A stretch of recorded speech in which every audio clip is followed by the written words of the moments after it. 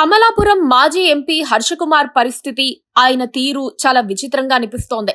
కాంగ్రెస్ నుంచి వస్తూ పోతూ ఉన్న ఆయన ఒక దశలో టీడీపీలో చేరి మరీ బయటకు వచ్చేశారు. కాంగ్రెస్ పార్టీలో చేరిన తర్వాత కూడా ఆయన పక్క చూపులు చూశారు. 2024లో కూటమి గెలిచిన తర్వాత మరోసారి టీడీపీ వారి పచ్చచొక్కా కప్పుకునేందుకు ప్రయత్నించారు. అందుకు సరైన రూటు దొరక్క కొందరు పాత్రికేయుల సహాయం కూడా అడిగారు. ఉమ్మడి తూర్పుగోదావరి జిల్లాలో బలమైన పచ్చ చొక్కాలు ఉండటంతో యువనేత నారా లోకేష్ ఆయన్ను పట్టించుకోలేదు. తన దగ్గరకు రావద్దని చంద్రబాబు బలమైన సంకేతాలు ఇచ్చారు. దీంతో ఇప్పుడు కాంగ్రెస్ పార్టీలోనే సెటిల్ అయిపోవాలని డిసైడ్ అయిన హర్షకుమార్ ఏపీసీసీ చీఫ్ పదవికి గాలం వేస్తున్నారు. రేపో మాపో వైఎస్ షర్మిలను తీసేస్తారని తెలుసుకున్న హర్షకుమార్ ఢిల్లీ వెళ్లి కర్చీఫ్ వేశారని తెలుస్తోంది.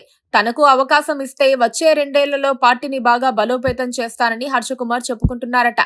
ఏపీసీసీ చీఫ్ పదవి కోసం కాంగ్రెస్ సీనియర్ నేత అమలాపురం మాజీ ఎంపీ హర్షకుమార్ ప్రయత్నిస్తున్నారని అంటున్నారు. ఆయన యువజన కాంగ్రెస్ నుంచి పార్టీలో ఉన్నారు. 1984 ఎన్నికల్లోనే తొలిసారి పోటీ చేసిన హర్షకుమార్ తన రాజకీయ జీవితంలో 2 సార్లు ఎంపీ అయ్యారు. 2004, 2009లలో ఆయన కాంగ్రెస్ తరపున అమలాపురం పార్లమెంట్ కి ప్రాతినిధ్యం వహించారు. ఇక ఆయన పార్టీలో కూడా కీలక పదవులు చేపట్టారు. ఆంధ్రప్రదేశ్ పీసీసీ ప్రచార కమిటీ చైర్మన్ గా వ్యవహరించారు. ఇప్పుడు ఆయన చూపు ఏపీసీసీ ప్రెసిడెంట్ పదవి మీద ఉందని అంటున్నారు. పీసీసీ చీఫ్ గా ప్రస్తుతం వైఎస్ షర్మిల ఉన్నారు. ఆమె 2024 జనవరి 18న ఈ బాధ్యతలు స్వీకరించారు. గత 2.5 ఏళ్లుగా ఆమె ఈ పదవిలో కొనసాగుతున్నారు. ఆమెని ఈ పదవికి ఎంపిక చేయడానికి వైఎస్ఆర్ కుమార్తె అన్న కారణం మాత్రమే అని అంటున్నారు. అలాగే వైఎస్ జగన్ ఆ సమయంలో ఏపీ సీఎంగా ఉన్నారు. ఆయనకు ఎదురుగా చెల్లెల్ని నిలిపి రాజకీయ సమరంలో సెంటిమెంట్ ని రగల్చాలని కాంగ్రెస్ ప్రయత్నించింది. ఆ క్రమంలో కూటమి విజయానికి ఎంతో కొంత ఉపయోగపడింది. షర్మిల వల్ల కాంగ్రెస్ అయితే ఏమాత్రం పుంజుకోలేదని వచ్చిన ఓట్ల షేర్ తెలియజేసింది.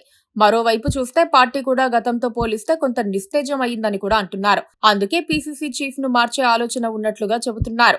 జాతీయ స్థాయిలో మల్లికార్జున ఖర్గే కాంగ్రెస్ కి అధ్యక్ష పదవిలో ఉన్నారు. దళిత సామాజిక వర్గానికి చెందిన ఆయనకు పెద్దపీట వేశారు. దాంతో కాంగ్రెస్ ఓటు బ్యాంకు బలోపేతం అయ్యే దిశగా అడుగులు పడ్డాయి. ఏపీలో కూడా కాంగ్రెస్ ఓటు బ్యాంకు వెనక్కి రావాలన్నా, పార్టీ పుంజుకోవాలన్నా దళిత సామాజిక వర్గానికి పెద్దపీట వేయాల్సి ఉందని అంటున్నారు.